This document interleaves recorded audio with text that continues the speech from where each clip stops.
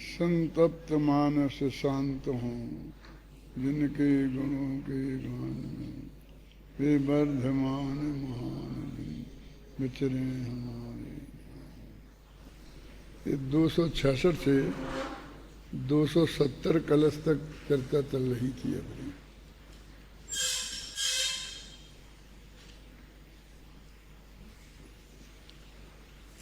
इस पे सबसे नीचे का जो प्रश्न है, यद्यपि हो गया था फिर भी एक बार पढ़ लेते हैं। 631 पेज पर समय सार में, इसमें भी होगा, निकाल लो।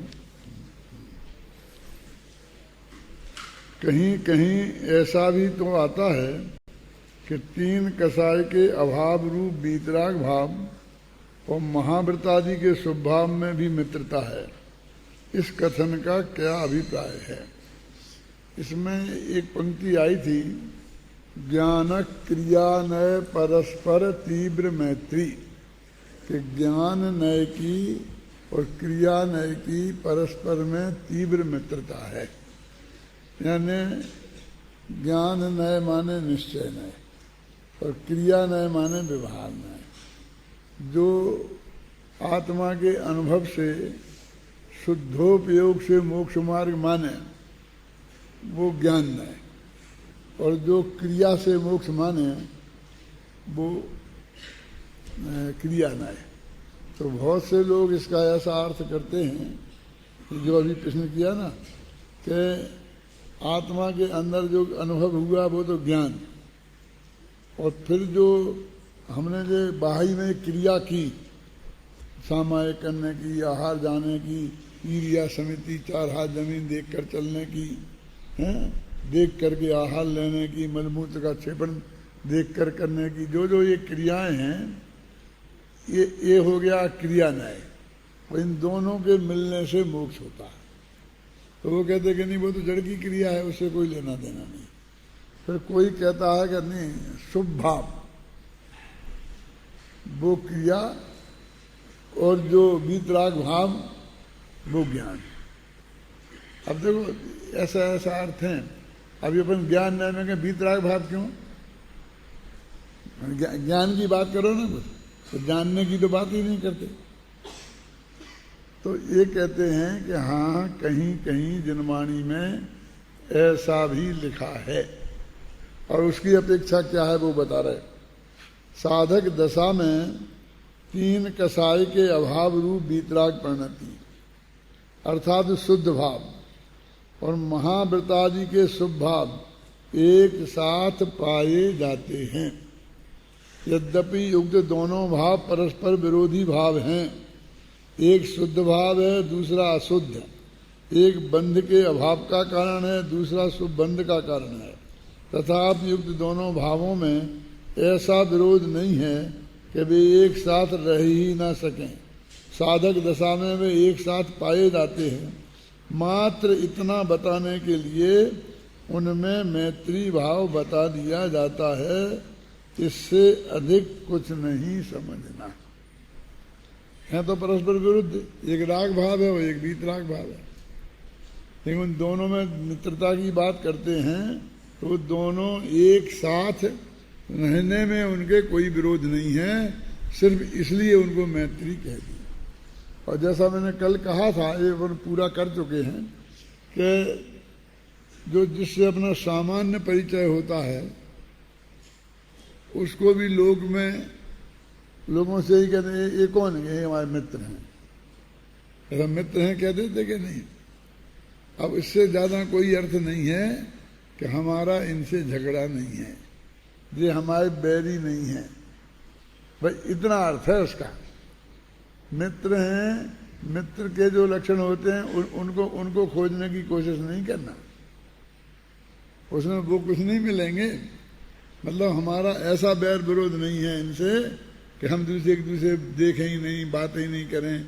हमको एक साथ रहने में कोई ऐतराज नहीं है। जैसे 2 विद्यार्थी हैं, उनका नेचर अलग अलग है, स्वभाव अलग अलग है और रुचि भी अलग अलग है, मिलती नहीं है। फिर भी अभी संस्था वाले एक कमरे में दोनों को रख दें तो रहते हैं। अब लड़ते नहीं हैं, रोज मित्रता है। तो ऐसी इस राग भाव और वीतराग भाव में मैत्री है। वे साधक नहीं है, बस वो एक साथ रहते हैं, इतनी बात ही है। अब इसमें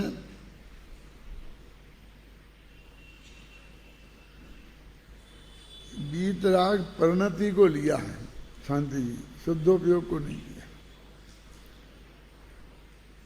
इतना तो आप लोग जानते ही होंगे कि जैसे क्षेयोपशम ज्ञान में हम लब्धि और उपयोग कहते हैं, ऐसे ही चारित्र गुण में हम परिणति और उपयोग कहते हैं। अब तीन कसायों का अभाव है तो परिणति तो शुद्ध है, तीन कसाय के अभाव रूप वीतराग भाव है, लेकिन उपयोग अभी अशुद्ध है। अशुद्ध है माने शुभ है, माने समय साल लिखने का भाव आ रहा है, जिसको उन्होंने समय साल के शुरू में ही कहा था कि मेरी परिणति कुछ मैली हो गई है, ठीक है ना। तो उनके क्या और मैली होनी है, क्योंकि टोडामल जी ने लिखा कि अशुद्ध भाव का तो उनके यहाँ अस्तित्व ही नहीं रहा। अशुभ भाव रूप अशुद्धि तो है ही नहीं, कोई शुद्ध भाव रूप शुभ भाव रूप अशुद्धि ही होगी।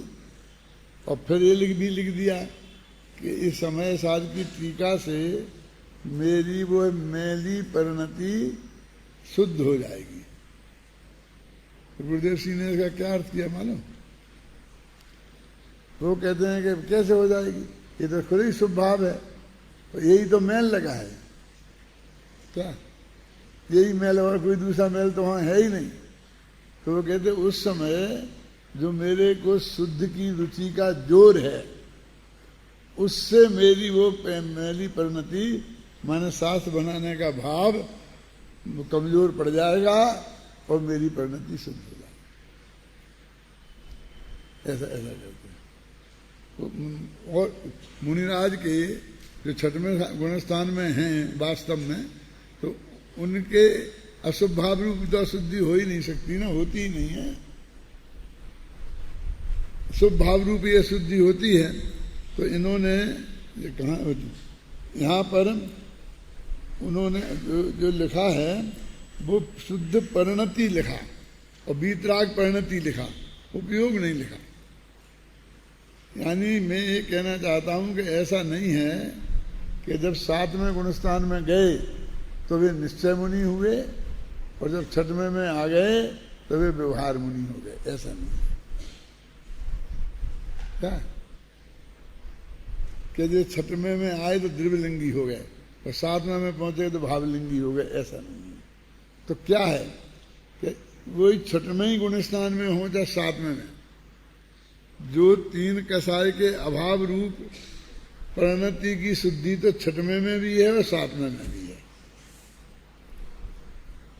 और उसी वक्त उस भूमिका के योग्य शुभ भाव भी मौजूद है, वो भी परिणति में,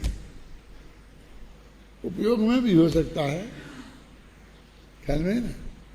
इतनी तो वो जो मौजूद है असली धर्म तो वो है। शुद्धोपयोग को तो मुख्यतः इसलिए मिल जाती है, एक नल है, एक टंकी पानी की टंकी है ना, और उसमें एक नल से पानी भरते हैं तो समझ लो 1 घंटे में वो टांकी पूरी भर जाएगी, वो खुला रहे पूरी ताकत से। और उसमें 5 सप्लाई के नल लगे हैं नीचे, है ना। लेकिन उनकी क्या कैपेसिटी है कि उनका एक नल यदि 5 घंटे लगातार खुला रहे तो वो टंकी खाली हो जाएगी, और 5 एक साथ खुले रहें तो 1 घंटे में खाली हो जाएगी। माने जितना का पानी आता है उतना ही पानी सप्लाई होता है, लेकिन वो सप्लाई के नल 5 हैं और आने का नल 1 है। तो कितने फुट पानी है, कितना इंच पानी है उस टंकी में, तो इसका नाप वो जितनी टंकी में पानी भरा है उससे गिना जाएगा, उसे नापा जाएगा कि 2 फुट 3 इंच पानी है। वो पानी नल से आ रहा है उससे नहीं नापा जाएगा, और नीचे सप्लाई हो रहा है उससे भी नहीं नापा जाएगा, जितना उसमें है उससे नापा जाएगा। लेकिन वो ऊपर का जो नल है यदि वो खुला रहे तो उसके लेवल में वृद्धि का कारण है वो नीचे के नल खुले रहें तो लेवल में हानि का कारण है। लेवल माने ऐसा चिपका देते वो लेवल नहीं, लेवल माने वो क्या क्या बोले समझ गए, एक स्तर रहता है ना उसका है। तो इसलिए शुद्ध उपयोग की महिमा ज्यादा है, क्योंकि उससे शुद्ध परिणति का लेवल बढ़ता है। शुभोपयोग अशुभोपयोग की महिमा कम है अशुद्ध उपयोग की, क्योंकि उससे शुद्ध परिणति का लेवल गिरता है।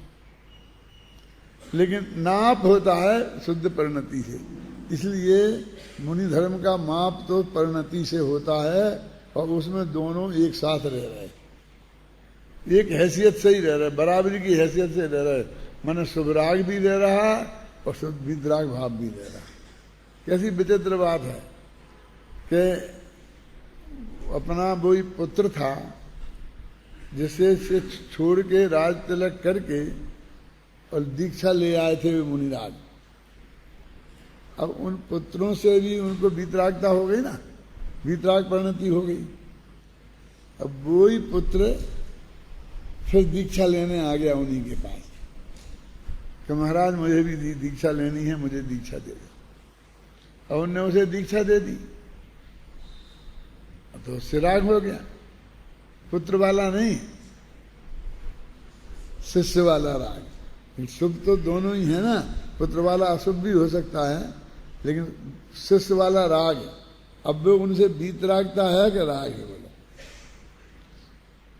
उनसे वीतराग, ज्यादा कोई मतलब नहीं, लेना देना नहीं, वो वीतरागता भी है और उस वक्त शुभ राग भी है। वो शिष्य है, योग्य शिष्य है। मैंने शिविर में कुछ ज्यादा ही कहा था, अभी मुझे फिर विकल्प आ रहा कहने का कि हमारे जितने भी लोग हमारे संगम में आ रहे हैं, चाहे वो विद्यार्थी हों, चाहे मुमुक्षु भाई हों, तो चाहे यहाँ के हों, चाहे अमेरिका के हों, चाहे देश भर विदेश में कहीं भी फैले हों, और उनमें आपस में कभी कभी कोई मैनेजमेंट के संदर्भ में और इन संदर्भ में मतभेद भी होते हैं, तकरार भी होता है, बातों बातों का झगड़ा भी होता है। क्योंकि मुमुक्षु में लातों का झगड़ा हो, हाथों का झगड़ा हो, उसकी कल्पना तो अपन करते नहीं हैं। तो भी मैं ये कहता हूं कि ऐसे साधर्मी भाई और कुछ नहीं, घर वाले नहीं, रिश्तेदार नहीं, मिलने वाले नहीं, लेकिन साधर्मी भाई। जैन धर्म में तुम्हारी अटूट श्रद्धा है और हमारी भी अटूट श्रद्धा है, ये भी तो एक रिश्ता है ना। ये जगत के रिश्तों से बढ़कर एक रिश्ता ये है ना। तो ये जो जिसे बोलते हैं साधर्मी भाई, वो साधर्मी भाई का जो वात्सल्य भाव है वो घर के भाई से तो ज्यादा उच्च कोटि का है ना। तो वो राग है, वो वहां रहेगा कि नहीं रहेगा। और फिर मैं ये कहता हूं कि अभी तुमको ऐसे साधर्मी भाई कहीं दूसरे मिलेंगे, कुछ भी हो गया हो मतभेद, लेकिन ऐसे साधर्मी भाई भी दुनिया में मिलना असंभव नहीं तो दुर्लभ तो है ही, है ना? तो फिर क्यों इनसे झगड़ा बढ़ाना, क्यों लड़ना? फिर किससे तुम्हारी मित्रता किससे होगी? ये सत्यसु नहीं है, ये गुणशिव प्रमोदम वाले हैं। नहीं आया समझ में? सत्यसु माने जानते, सत्य किसे बोलते हैं? सर्व साधारण प्राणी, हिंदू मुसलमान सब सर्वसाधारण प्राणी, गाय भैंस कुत्ता बिल्ली भी सब, उनसे मित्रता की बात करते हैं। और गुणिसु जो गुण वाले हैं उनसे प्रमोदम, उनके प्रति हमारे हृदय में प्रमोद का भाव जगे, हमको उनसे बहुत, उनको उनकी सेवा भाव करने का भाव जगे। ख्याल में है ना? उसका नाम प्रमोद है। और विपरीत वृत्ति वाले का नाम माध्यस्थ भाव, उनसे द्वेष नहीं रखना। ये विपरीत वृत्ति माने जो समझ लीजिए कि हमारी मान्यता के नहीं है, और वैसे भी हमसे विपरीत भाव रखते हैं? भगवान से ऐसी प्रार्थना की, माध्यस्थ भावम विपरीत वृत्तौ सदा ममात्माम विदधातु देव। हे देव, मेरा आत्मा को ऐसा बना दो। विदधातु माने बना दो, कर दो। कैसा? कि सदा मेरे हृदय में सब जीवों के प्रति मित्रता, गुणीजनों के प्रति प्रमोद भाव, विपरीत वृत्ति वालों के प्रति माध्यस्थ भाव, और चौथे कौन है? कारुण्य भाव है। और जो दीनहीन हैं उनके पास कारुण्य भाव। तो ये भाव की हमने प्रार्थना की। तो हम ये कह रहे कि ये जो हमारे साधर्मी हैं वे कारुण्य भाव वाले नहीं हैं, ये मैत्री भाव वाले भी नहीं हैं। मैत्री तो हमारी आलू से है कि हम उसे खाते नहीं, दुदल से है, करुणा भाव से है ना, करुणा भाव उनसे है। एक तरफी बात है ना, तो हम करते तो खाते। तो ये जो हम सब गुणीजन हैं, हमसे तो बड़े बड़े गुणीजन नहीं है, तुमसे बड़े की बात नहीं, गुण तो है ना। ये जो इस वीतराग भाव के प्रति व्यवहार श्रद्धा भी एक गुण है, आत्मा की ऊपर ऊपर वाली रुचि भी एक गुण है। तो इन सबको देखकर हमारे हृदय में प्रमोद भाव आना चाहिए। ये द्वेष भाव के लिए कहाँ स्थान है? कहाँ मिलेंगे ऐसे? अब मैं एक इसके आगे बात कही थी कि जैसे कोई बहुत विद्वान हो गया, शास्त्री हो गया, बहुत अच्छा बोलता है, लिखता है, तो ऐसा गुणी जन जिसमें तुम प्रमोद भाव रखते हो कहाँ मिलेगा? बोलो। आज तुम बनाना चाहे बना सकते हो? ये तो भाग्य से सब अपने अपने में बन गए, अपने अपने घर से आए, अपने अपने गांव से आए और यहाँ पढ़ करके आगे बन गए।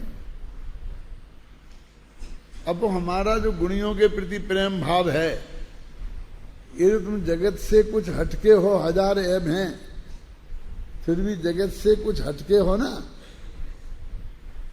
यदि कोई फाइनल का विद्यार्थी है शांति जी, और यदि कोई ऐसा आदमी तुम्हें इस देश में चाहिए पड़े, तो उसे बुला के लाके 4 साल पढ़ाना पड़ेगा, तब वो शास्त्री फाइनल की योग्यता वाला होगा। तो ऐसा गुणी जन तुमको हमको सहज उपलब्ध है।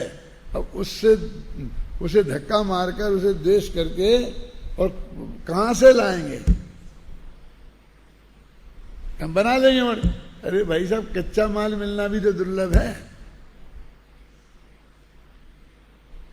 कच्चा माल समझे कि नहीं समझे? हम तो बना लेंगे, लेकिन वो बनने वाला भी तो चाहिए। जिससे भगवान बनाए वो मूर्ति का पत्थर भी तो चाहिए। पत्थर के साथ तो एक बात है कि हम पैसा देकर के ले सकते हैं, क्योंकि पत्थर से पूछना नहीं पड़ता, उसे राजी नहीं करना पड़ता है कि तेरी हम मूर्ति बना देंगे नहीं बना दें, तुझे हम भगवान बना देंगे नहीं बना दें। लेकिन इनसे तो पूछना पड़ता है, इनकी तो स्वीकृति लेनी पड़ती है, इनको तो राजी करना पड़ता है कि जगत के सारे आकर्षणों को छोड़कर और तुम इसमें आओ। इसलिए मैं कहता हूं वो अत्यंत दुर्लभ है, बोधि दुर्लभ भावना में भाने लायक है। यानी ये साधर्मी भाई, ये हमारा जो मित्र बना है वो कितना दुर्लभ है। मेरी बात मेरे समझे मैं क्या कह रहा हूं? ये जो मैं बोला हूं कि शास्त्र में पढ़ के नहीं आया हूं, ये मेरे दिमाग में चलता रहता है, उसी का परिणाम है कि जैसी भी पोजीशन में ये है, इस सारे जगत से तो बहुत अच्छे हैं ना। इस जगत में कितने जीव हैं? 3 लोक में तो जाने दो, लेकिन ये विश्व में लोग कहते हैं 6 अरब मनुष्य हैं। मनुष्य मानव जो है ना, स्त्री पुरुष मनुष्य गति के जीव 6 अरब हैं, ये वैज्ञानिक कहते हैं। अपने यहाँ कितने हैं? 29 अंक प्रमाण। वे तो बहुत ज्यादा होंगे 6 अरब से। अब उनमें कितने लोग उंगली पे गिनने लायक हैं? शायद मेरा आदि सुबह के व्याख्यान में आया था कि 700 हो गए, 700 विद्वान हो गए, बहुत हो गए, बहुत हो गए। कि ये 6 अरब की दुनिया में 700 तुम्हें बहुत लगते हैं, है ना? अमेरिका में 100 आदमियों के पीछे एक डॉक्टर है। हिंदुस्तान में कितने आदमियों के पीछे एक डॉक्टर होगा?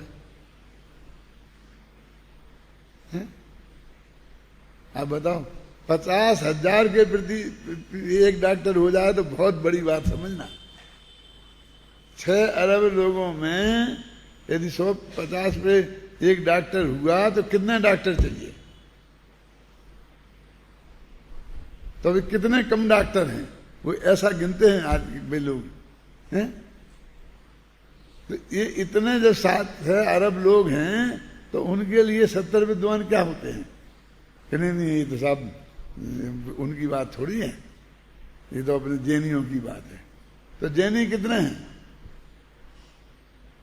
कि 1 करोड़ से तो ज्यादा ही होंगे। तो 1 करोड़ पे 700 पंडित ज्यादा होते हैं? नहीं, ये तो मुमुक्षुओं की बात है। क्यों मुमुक्षुओं की बात है? अपने गांव में जाओगे और जो मुमुक्षु नहीं होंगे उन्हें तुम्हें प्रवचन नहीं सुनाओगे, जनवाणी नहीं सुनाओगे, मंदिर में बैठ के प्रवचन नहीं करोगे, करोगे ना? उन्हें तो सुनाओगे ना। अपने माँ बाप को तो सुनाओगे कि नहीं? और माँ बाप ही मुमुक्षु नहीं है, और हैं तो नाम के हैं। उन्हें त्रिकाली ध्रुव की खबर है, क्रमबद्ध पर्याय की श्रद्धा है, निमित्त उपादान जानते हैं, 47 शक्तियां जानते हैं? नहीं जानते हैं तो नाम मात्र के हैं कि नहीं है? उन्हें सुनाओगे कि नहीं? तो जैनियों की बात ऐसी क्यों करते हो? मुमुक्षुओं की बात तो कितने कम हैं, इतने कम हैं। माने मेरे कहने का मतलब ये है कि द्वेष करने की गुंजाइश कहाँ है? ये सारा वात्सल्य भाव, धर्मी सो गो वत्स प्रीति सम, आया कि नहीं आया? थोड़े उनने लिखा ना दौलत राम जी ने, तो उनके दिमाग में ये बात आई होगी। क्योंकि धर्मात्मा जीव भी जितने हमें दिखाई देते हैं वो भी कितने दुर्लभ हैं। अभी आप यहां बैठे, यहां तो हम इधर पूरा हॉल भरा है। अरे यहां भरा है और यहां से निकलो, सड़क पे जाओ, फिर 1,00,000 में 1 नहीं रह जाओगे। जयपुर में कितने लोग रहते हैं? 40 लाख लोग रहते कहते हैं। और 40 लाख में तुम कितने लोग हो गए? 400 भी नहीं है ना। यहां मुमुक्षु 400 भी नहीं है ना। तो कितने कम है? उनसे ही देश। हमें तो सारे जगत से मैत्री भाव बनाने की बात करते हो, हैं? ये चीज हमारे अंदर से बहुत गहराई से घुलनी चाहिए। मैंने बार बार शिविर में भी बार बार कही, और अभी फिर भाव आ गया। एक दफे मैं बोलूं शांतिलाल जी, तो एक आदमी के हृदय में भी ये तर्क खचित हो जाए तो मैं समझता हूं मेरा बोलना सार्थक हो गया।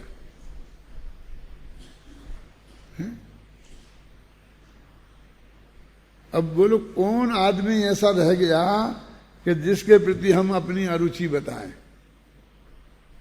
श्रीमद ने लिखा है कि द्वेष अरोचक भाव। कि द्वेष किसे कहते हैं? कि अरुचि प्रकट करना, किसी के प्रति अरुचि का भाव रखना, इसका नाम द्वेष है। डंडा लेके मारने लग जाना उसका नाम नहीं है। द्वेष अरोचक भाव, यानी हम लोगों को आपस में कितने गहरे वात्सल्य भाव से रहना चाहिए, ये हमारे मोक्षुपन की, आत्मार्थीपन की निशानी है। हम मोक्ष मार्गी हैं, हमारा मुख मोक्ष की तरफ है, ये तो मुख माना जाए। यदि ये भाव नहीं है तो हमारा मुख भी मोक्ष की तरफ नहीं है, ऐसा समझना चाहिए।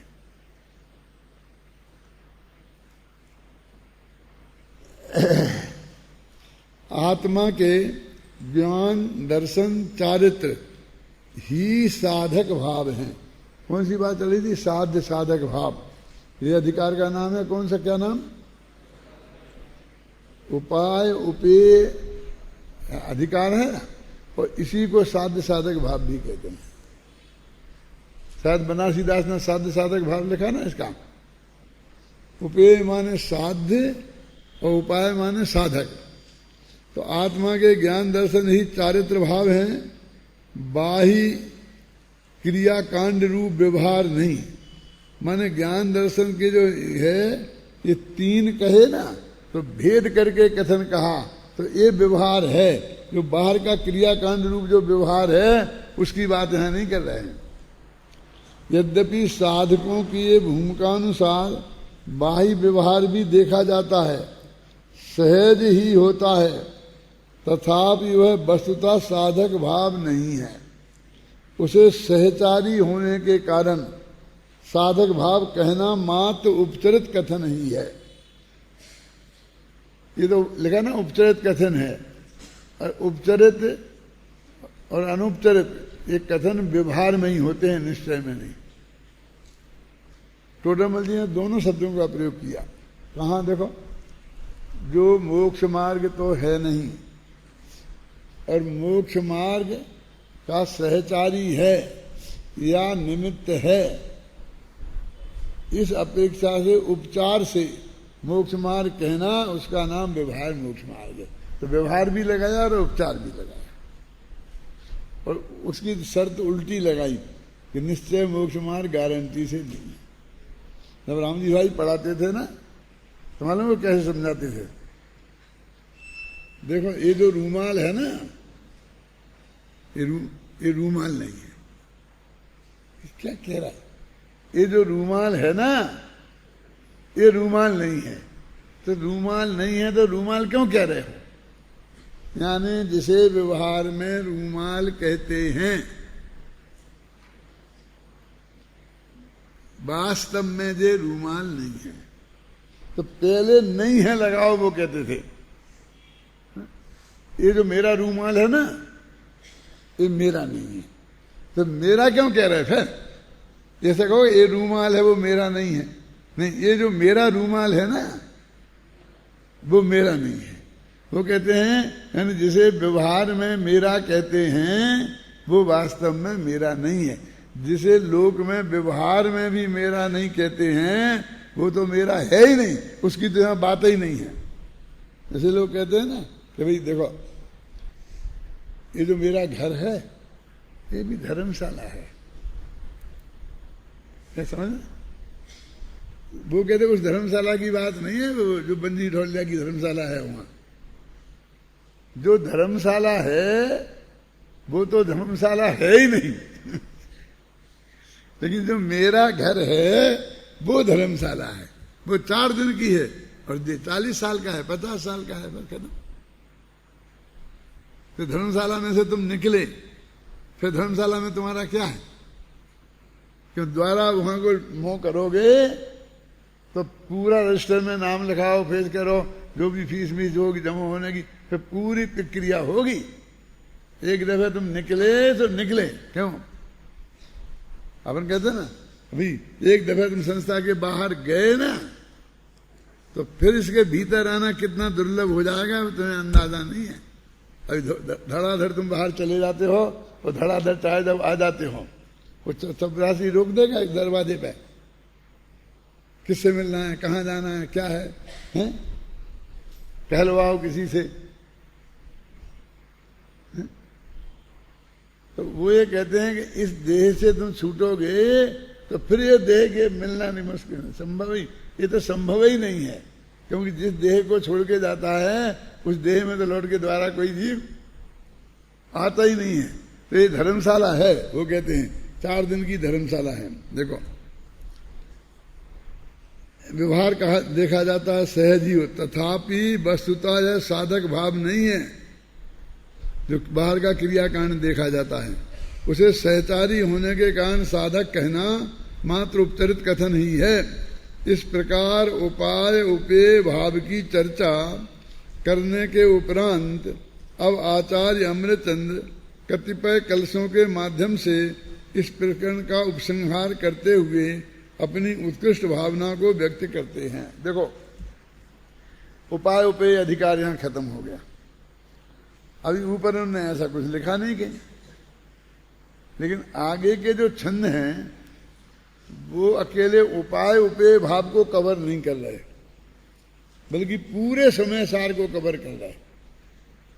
अकेले परिशिष्ट को कवर नहीं कर रहा है, पूरे समय सार को कवर कर रहे हैं। इसलिए कहते हैं अब ये जो कलश हैं वो इसके बाद पूरे समय सार का उपसंहार करते हैं।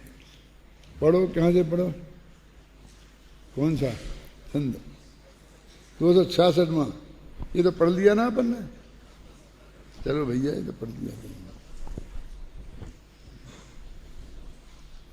ये तो यहाँ पढ़ के मैं यहाँ पहुंच गया था, फिर पलट गया था पहले। देखो, इस प्रकार इन कलशों में यही कहा गया है कि ज्ञान मात्र आत्मा में भी साध्य साधक भाव होने से स्यादवादी को कोई बाधा नहीं आती। इसी आशय के और भी अनेक कलश हैं जिनका पद्यानुवाद इस प्रकार है। पढ़ो भाई इनको।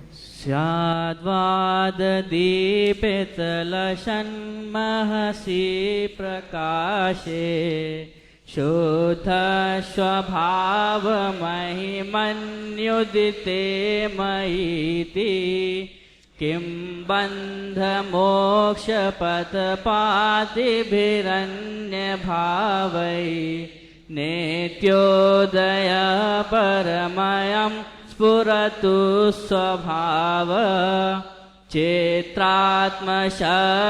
समुदायमयोऽयमात्मा सद्य प्रणश्यति क्षणखण्ड्यमान तस्माद् खण्डमनिराकृतखण्डमेकम् एकांत शांतमचलं चिदहं महोस्मि महिमा उदित शुद्ध स्वभाव की नित शाद्वाद दीपित लसत सद ज्ञान में जब तब बंध मोक्ष मग में आपतित भावों से क्या प्रयोजन है तुम ही बताओ। निज शक्तियों का समुदाय आत्म विनष्ट होता नय दृष्टियों से खंड खंड होकर खंडित नहीं मैं एकांत शांत चिन्ह मात्र अखंड हूँ मैं। तो कितने मार्मिक छंद हैं, और हिंदी के छंद संस्कृत से भी अच्छे बन पड़े हैं। वो भी बसंत तिलका में है, ये भी हिंदी में भी बसंत तिलका में है ना।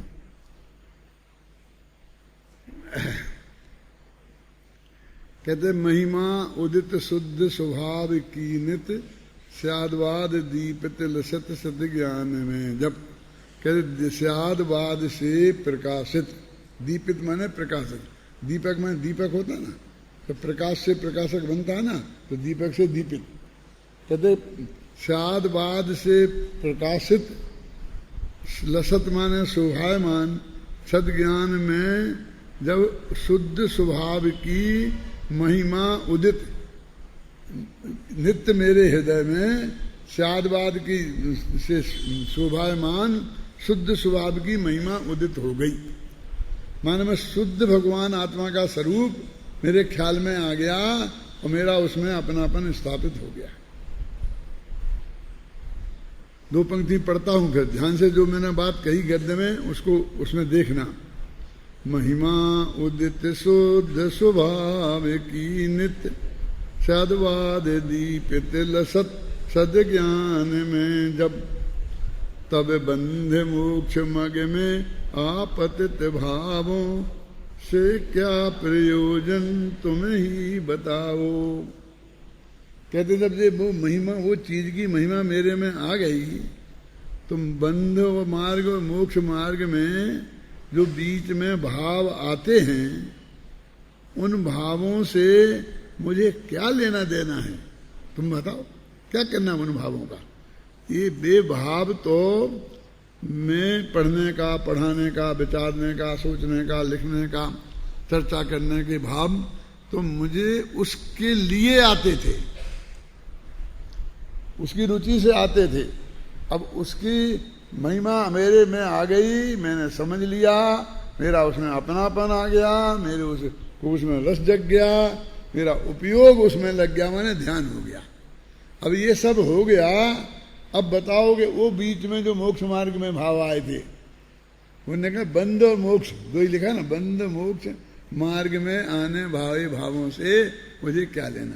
तो बंध और मार्ग में आने वाले और मोक्ष मार्ग में आने वाले, इन दोनों को एक सा ही बता रहे। अब इनसे मुझे क्या लेना देना है, क्या प्रयोजन है। देखो खंड, तब बंध मोक्ष मग में आपतित भावों से क्या प्रयोजन है तुम ही बताओ। बिल्कुल गद्य और पद्य, चाहे पद्य में पढ़ लो चाहे गद्य में पढ़ लो। अभी देखो तुम संस्कृत का छंद देखो, स्याद्वाद दीपित लसत महसी प्रकाशे शुद्ध स्वभाव महिमोदित ये मयीति। बिल्कुल तुम थोड़ी भी संस्कृत जानते हो जो तो बिल्कुल मालूम पड़ेगा, अक्षर अक्षर है अनुवाद। स्याद्वाद दीपित है ना, और लसत शोभायमान प्रकाशे शुद्ध स्वभाव महिमा उदिते, शुद्ध स्वभाव की महिमा उदित हो गई। कहाँ? मयीति, मेरे अंदर में। किम बंध मोक्ष पतपात विरन्य भावई, बंध और मोक्ष के मार्ग में आपतित अन्य भावों से मुझे क्या लेना। आपतित जानते किसे बोलते हैं? मैंने नहीं बुलाया, बिना बुलाए आ गए मेहमान है? घर में 10 आदमी का खाना बना था, और तुम्हें 25 को कहां से पकड़ के ले आए? क्यों? कहते हैं ना घर में महिलाएं, तो हाथ जोड़ के कहता है मैं नहीं लाया हूं। अब आ गए, मैं क्या करूं? समझ गए ना? मतलब कितनी अरे अब आ गए तो सज्जन का काम है, अपन अपनी सज्जनता थोड़ी छोड़ेंगे। अब तो जैसा रूखा सूखा बनेगा खिलाना ही पड़ेगा ना। क्या बंद मोक्ष के मार्ग में जो आ पड़ने वाले भाव, जबरदस्ती हमारे गले में आ पड़ने वाले भाव, क्योंकि हमारी उस तरह की रुचि थी इसलिए उस तरह के भाव हो जाते थे। अब जब वो हम उसमें ही रंग गए, उसमें ही हमारा अपनापन हो गया, अब सब हो गया। क्यों? तो अब इन भावों से क्या लेना देना है। लोक में सामान्य सज्जन पुरुष होता है तो अपने लड़के की शादी करनी है, अपनी लड़की की शादी करनी है, तो कितनी जगह जाता है, खोजता है, मिलता है, देखता है, और उस तरह की सामग्री घर में जोड़ता है, चाय पानी की व्यवस्था रखता है बना करके, है ना सब। अब नक्की हो गया, एक जगह नक्की हो गया, फेरे भी पड़ गया। अब फिर भी चलो देख लो, तो तेरी लड़की अच्छी है, ये बुरी है, ये लड़का अच्छा है, बुरा है, लाओ इनको भी बुला लो, चाय पानी तो करा ही दो। ऐसा होता है। लौकिक में भी सज्जन पुरुष हो तो ऐसा नहीं होता, फिर उसका किसी लड़की की तरफ उस उपयोग नहीं जाता। समझिए ना, शास्त्र में ऐसा लिखा है कि शादी करने का भाव है, और जब तक शादी नहीं हुई हो तो उपयोग जाना चाहिए। मैं क्या कह रहा हूं समझना, लड़का का, लड़की का, लड़की के माँ का, लड़की के बाप का जाता ही है, जाना चाहिए। वो उस भूमिका के लिए अपराध नहीं है, वो कह रहे नेचुरल प्रवृत्ति है। अब हो गई, फेरे पड़ गए, और अब भी जाता है तो अब जेल में डालने लायक है। अब तेरा क्या प्रयोजन है किसी की तरफ नंगाल उठाकर देखने को? तेरा क्या प्रयोजन है? देखो पढ़ो इसमें छंद में से, रे ज्ञान मात्र निज, ये तो हो गया ना, तो पेज बदल जाता है। इसलिए इधर का महिमा उदित शुद्ध स्वभाव की नित स्यादवाद दीपित लसत सद ज्ञान में जब तब बंध मोक्ष मग में आपतित भावों से क्या प्रयोजन है तुम्हें ही बताओ। कितना गद्य है, बिल्कुल गद्य जैसा पढ़ लो, पद्य जैसा पढ़ लो। निज शक्तियों का समुदाय आत्म, ये आत्मा है, अनंत शक्तियों का समुदाय है। अनंत शक्तियों की चर्चा आई ना 47, अब उसका उपसंहार कर रहे, मैंने वहां से जोड़ रहे इसको। निज शक्तियों का समुदाय आत्म विनष्ट होता नए दृष्टियों से। एक क्या कह रहे, नए दृष्टियों से विनष्ट हो जाता है। एक कौन सी कलश का है बता सकते हो, कौन सी गाथा का है? 38वीं गाथा है, और उसकी टीका पढ़ो। क्या जो वो नयों के विकल्पों से श्रुत ज्ञान चारों तरफ बिखरता था, उससे नयों की दृष्टि से समेट कर आता मति ज्ञान को इन 5 इंद्रियों मन के माध्यम से जो मतिमान यहाँ वहाँ भ्रष्ट होता था, उसको समेट कर आत्म सन्मुख किया। फिर श्रुत ज्ञान को 38वीं गाथा की टीका देखो, 3 पंक्तियां छोड़ के उसके बाद 44वीं गाथा, 144वीं गाथा और 38 कलश से क्या है, जो भी देखो 144वीं गाथा में है, यही होगा। निकाल लिया नए दृष्टियों से, वहां भी है यही शब्द।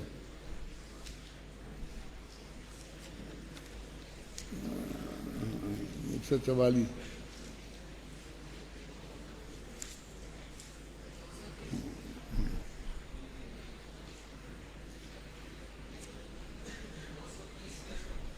230 पेज, 230 पेज पर आत्मख्याति टीका का जो अनुवाद है, पढ़ो उसे कलश को अच्छी तरह से। नहीं गाथा टीका है, टीका पढ़ो।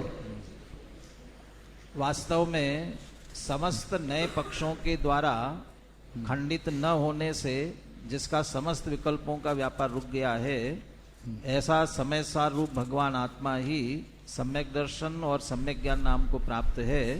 तात्पर्य यह है कि सम्यक दर्शन और सम्यक ज्ञान समय सार रूप आत्मा से अलग नहीं है, अभिन्न ही है।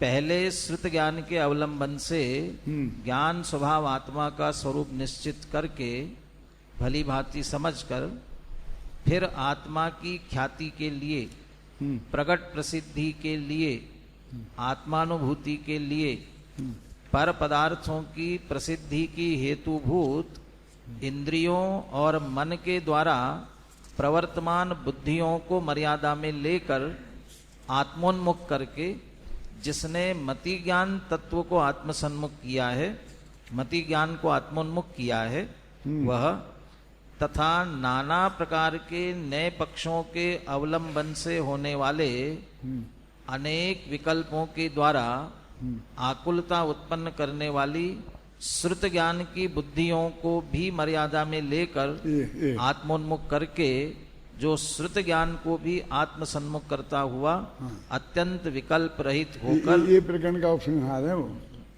ठीक है, देखो अभी अपन कहाँ थे, महिमा उदित निज शक्तियों का समुदाय आत्म विनष्ट होता नए दृष्टियों से।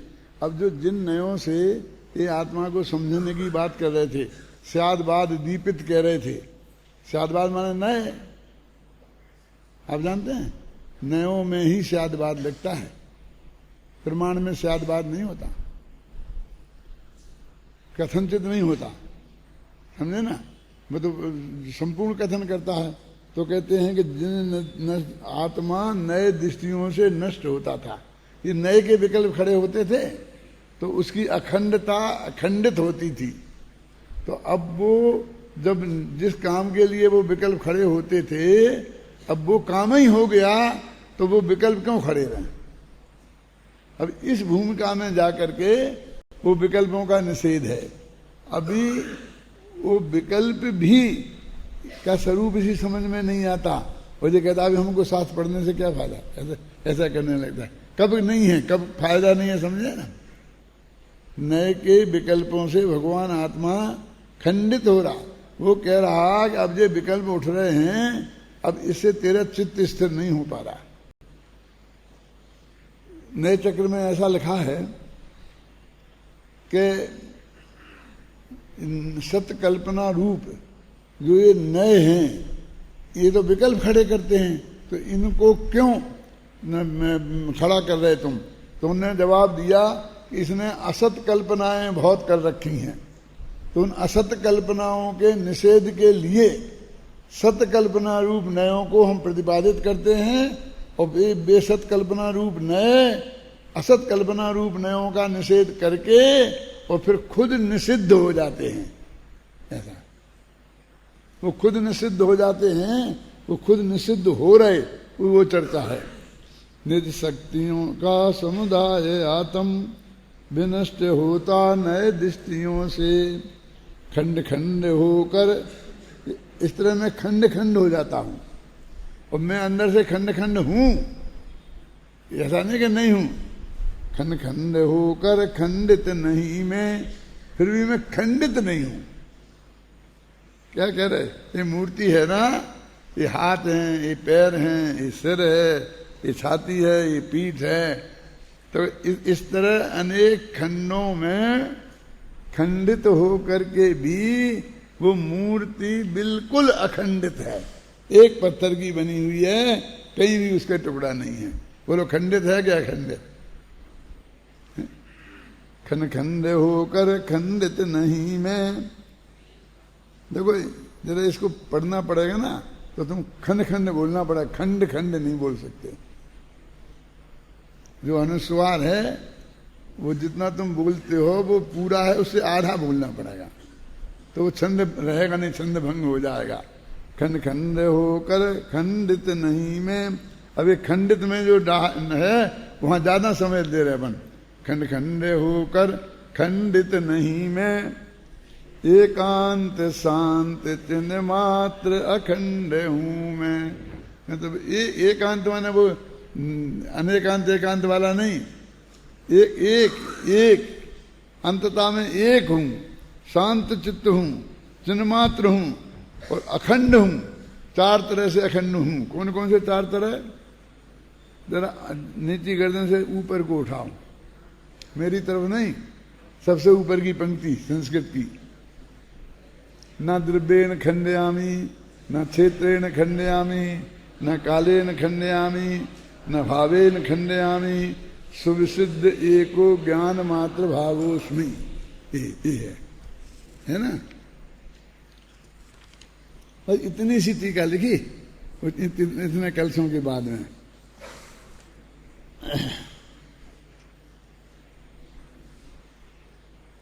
और पढ़ लेने का छंद आनंद आ रहा है मेरे को तो। शांति जी एक तो पढ़ो, कम से कम एक और पढ़ो, कल खत्म हो जाएगा समय सारे, ऐसा लगता है? हाँ अच्छा, ये कह रहे ये समझाओ पहले, है ना। द्रव्येन खंडयामी, न क्षेत्रेण खंडयामी, न कालेन खंडयामी, न भावेन खंडयामी, सुप्रसिद्ध एको ज्ञान मात्र भावोस्मि। ये जो अपनी किताब आई है ना नई अभी, क्या नाम? दृष्टि का विषय। उसमें पूरी किताब में समझ लो यही समझाया है कि ये चार है ना, द्रव्य की अपेक्षा से भेद करके समझते हैं और क्षेत्र की अपेक्षा से भेद करके समझते हैं। क्षेत्र माने असंख्य प्रदेश, समझे ना। काल माने अनादि अनंत पर्याय, भाव माने अनंत गुण। तो मैं अनंत गुण भी है मुझ में, असंख्य प्रदेश भी हैं और अनंतानंत पर्याय भी हैं, समझना। गुण जितने हैं उनसे अनंत गुणी पर्याय हैं। क्यों? कैसे? सीधा गणित है ना कि एक एक गुण की एक एक समय में एक एक पर्याय होगी ना। और तीन काल के समय कितने हैं? जितने हैं वे अनंत है ना। तो एक उतनी एक गुण की पर्याय हुई ना, तो गुणों से अनंत गुणी हो गई। प्रदेश तो असंख्य है, गुण अनंत हैं, और पर्याय उनसे भी अनंत गुणी हैं। अब इतने इतने टुकड़े हो गए। हमने द्रव्य क्षेत्र काल भाव से यदि उसके टुकड़े किए तो इतने टुकड़े हो गए। अब ये कहते हैं कि वो टुकड़े तो कहीं हैं ही नहीं। एक दिन शिविर में बताया था कि हिंदुस्तान और पाकिस्तान बिल्कुल दो देश हैं ना, बिल्कुल अलग अलग हैं। हिंदुस्तान के 3 टुकड़े हो गए सन 47 में, है ना। एक 47 में 2 हुए थे, फिर जाके कब हुए 61, 62, 71, 72 में 3 हो गए, बांग्लादेश बन गया। लेकिन हम तो वहां जाते हैं बॉर्डर पर तो कहीं टूटा हुआ दिखता ही नहीं है। हिंदुस्तान और पाकिस्तान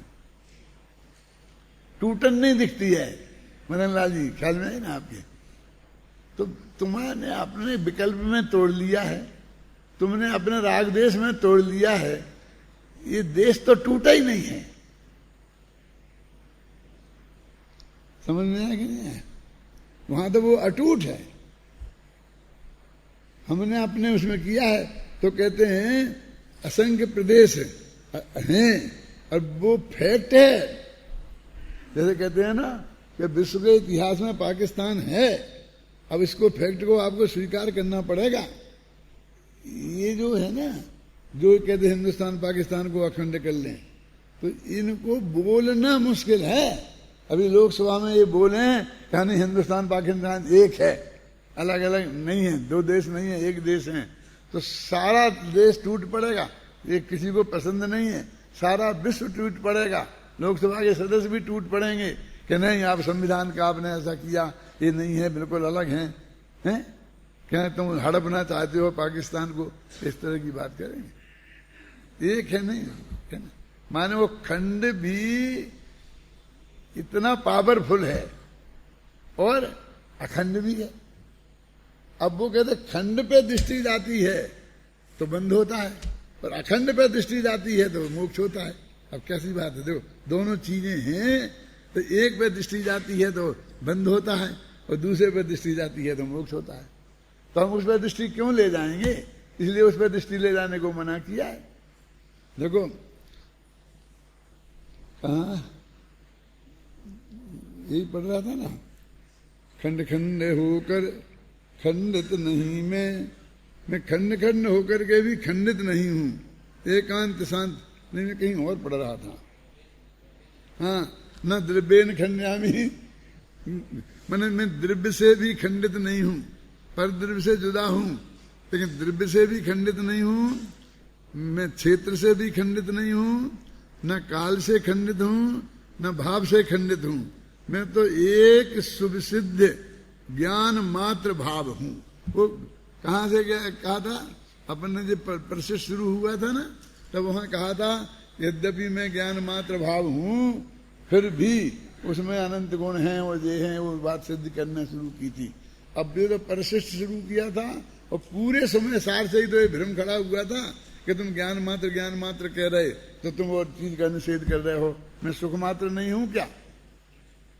तो मैं तो ये ज्ञान मात्र सुविसिद्ध हूं। अभी आप समझ लेना, ये मंत्र है, ये नमोकार महामंत्र से भी ज्यादा महत्वपूर्ण मंत्र है। और ये कह रहा, न द्रव्येन खंड्यामी, न क्षेत्रेन खंड्यामी, न कालेन खंड्यामी, न भावेन खंड्यामी, सुविसिद्ध एक ज्ञान मात्र भावोस्मि। मैं एक ज्ञान मात्र भाव हूं। ये इसका जाप करो। जाप करो माने जाप भी विकल्प है। आज ही मैं कह रहा था किसी से कि सब जितने ध्यान की बातें करते हैं, दिल्ली की बात है, लेकिन इनसे बोले ध्यान करो, क्या करो?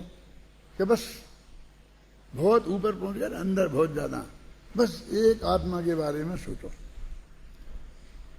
कुछ नहीं, बिल्कुल नहीं। काया को बिल्कुल स्थिर कर दो, वचन से कुछ बोलो नहीं।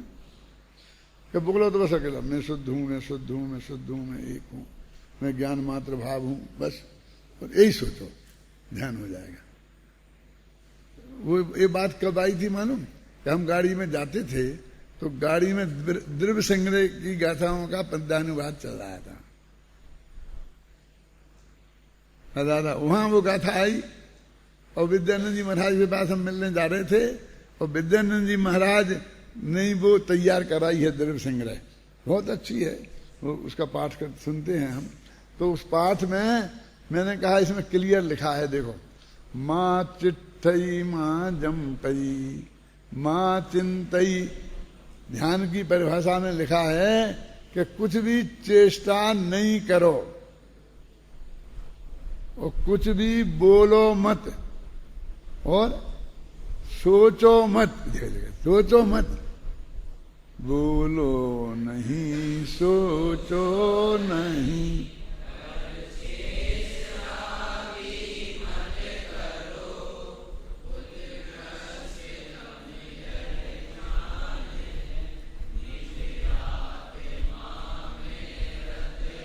कितनी स्पष्ट परिभाषा है ध्यान की कि ना कुछ चेष्टा करो। और ये कहता रीढ़ की हड्डी सीधी करो, तो रीढ़ की हड्डी सीधी करना ये चेष्टा नहीं है, गर्दन सीधी रखना ये चेष्टा नहीं है, ये चेष्टा करने वो सीधे रखो, एकदम हलो नहीं, ये नहीं करो ये नहीं करो। वो समझता है कि हम चेष्टा को रोक रहे हैं, रोकेगा? ये तो चेष्टा करने की बोल रहे हो। और फिर ऐसा जाप रहो, ओम ओम ओम ओम ओम ओम ओम ओम, ऐसा बोलो। फिर बोलना तो बोलते हैं और फिर क्या कहते हैं, बस अकेले आत्मा के बारे में सोचो और कुछ नहीं। कैसा सोचें? तो बोल के बताओ भाई ऐसा सोचो कि मैं शुद्ध हूँ, बुद्ध हूँ, निरंजन हूँ। वो तो कहते हैं बोलना सोचना और ये सब रुक जाए, उसका नाम ध्यान है। अब मैंने कहा कि ये सब गाथाओं का पाठ मुमुक्षु और गैर मुमुक्षु सब सुनते हैं, बड़ी श्रद्धा के साथ सुनते हैं, ख्याल में है ना, हम भी सब सुनते हैं। लेकिन जब किसी के ध्यान में जाता है कि इसमें ये लिखा है कि ध्यान में ना सोचना है ना बोलना है, रीढ़ की हड्डी का क्या करें? अचार बनाओ, क्या करो? पर के बारे में कुछ करना नहीं है, हम तो ये कह रहे हैं। और तुम क्या करें? रीढ़ की हड्डी का क्या करें? जैसे कह रहे तुम्हें रुमाल दे दिया हो कि हम क्या करें रुमाल का, क्या करें रुमाल का? अरे तुम्हें नहीं दिया है, हमने ये फेंका है।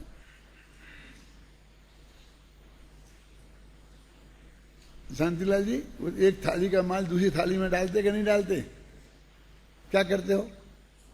भगवान को देते हो। उंगली बोलो, क्या करते हो? स्वाहा, स्वाहा करते हो। स्वाहा माने जानते हो?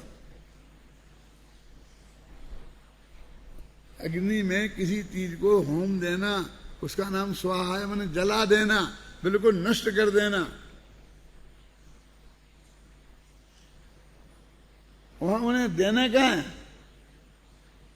ये तो स्वाहा है, उनने तो कर दिया सब स्वाहा। बोलते कि नहीं बोलते? उनके सामने हमने त्याग किया है, उन्हें दिया नहीं है। देखिए हमें क्या करना?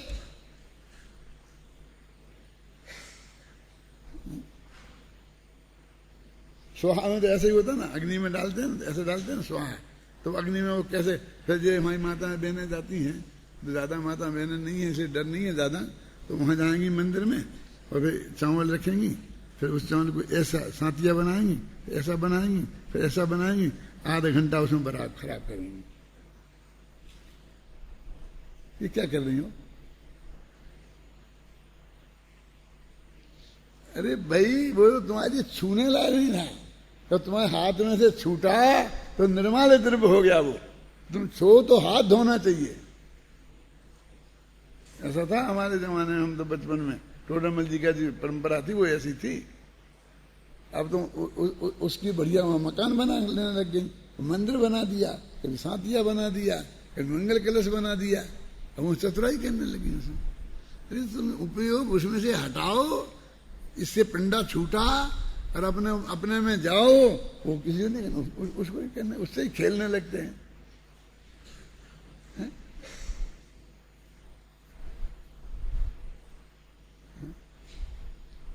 तो वहां ऐसा होता था कि लोग कहते थे कि ये जो ऐसा सातिया बना है ना इधर चावलों का, इसका मतलब फला महिला मंदिर के दर्शन कर गई है, इसे बाद के आने वाले ये निर्णय कर लेते थे। मैंने सुना है, देखा, इसलिए कह रहा हूं मैं कि वो ऐसा करती है मंदिर में, तो वो मंदिर के दर्शन करके गई है, ये बात वो लोग जान लेते थे। माने वो काम उनका इतना सुनिश्चित था, समझ गए ना। ये तो कहते कुछ नहीं, सब स्वाहा है यहाँ तो, कुछ है ही नहीं।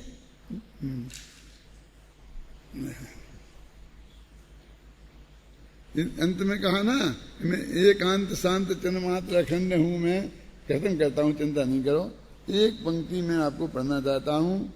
पर गेयों के ज्ञान मात्र में नहीं जिनेश्वर, इसे स्तुति कहते हैं। क्या कहते हैं बोलो। ऊपर मैं एक तो चिन्ह मात्र भाव हूं लिखा ना, और अब कहते मैं क्या नहीं हूं कि पर गेयों के ज्ञान मात्र में नहीं जिनेश्वर। हे जिनेन्द्र भगवान, मैं पर क्या पर गेयों का ज्ञान मात्र, ये पर पदार्थ है ना, ये इनको जानने वाला मैं मात्र इतना ही नहीं हूं। मतलब मैं परलों को नहीं जानता हूं ये नहीं कह रहे, मत जानो ये नहीं कह रहे, लेकिन तुम ऐसा समझते हो कि मेरा ज्ञायक नाम गेयों के जानने के कारण पड़ा है, तो मैं पर गेयों को जानना मात्र नहीं हूं। कौन सी गाथा? वो छठवीं में, मैं पर गेयों को जानने वाला मात्र ज्ञायक नहीं हूं, मैं गेय भी तो हूं, और मैं तो खुद को जानने वाला ज्ञायक हूं। ये जो सिद्धांत हैं गुरुदेव ने बताए हैं, वो ये कितने बढ़िया इस पद्य में और गद्य में आ गए हैं। तो मैं सुनता हूं तो मैं ही इस पर रीन जाता हूं, मैं ही सुनता हूं बार बार। पूरा छंद पढ़ लूं, तुमसे नहीं पढ़वाऊंगा। पर गेयों के ज्ञान मात्र में नहीं जिनेश्वर,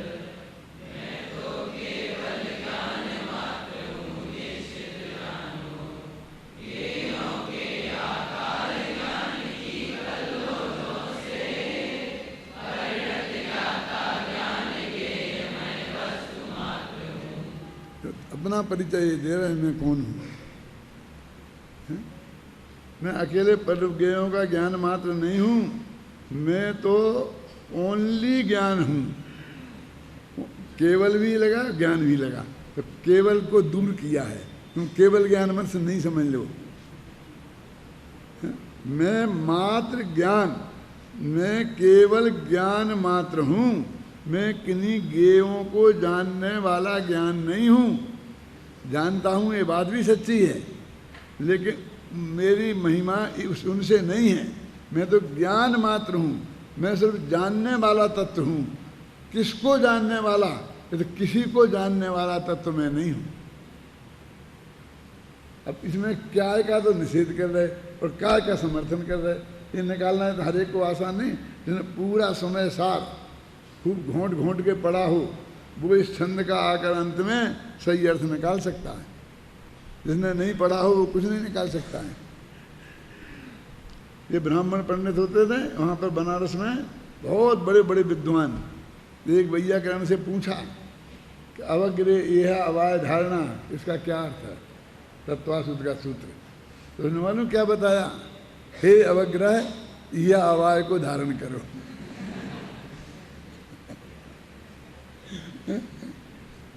अब वो मति ज्ञान के 36 भेदों में जो मति ज्ञान है उसके 4 भेद होते हैं, अवग्रह या अवाय धारणा। ऐसा तो नहीं कर सकता है।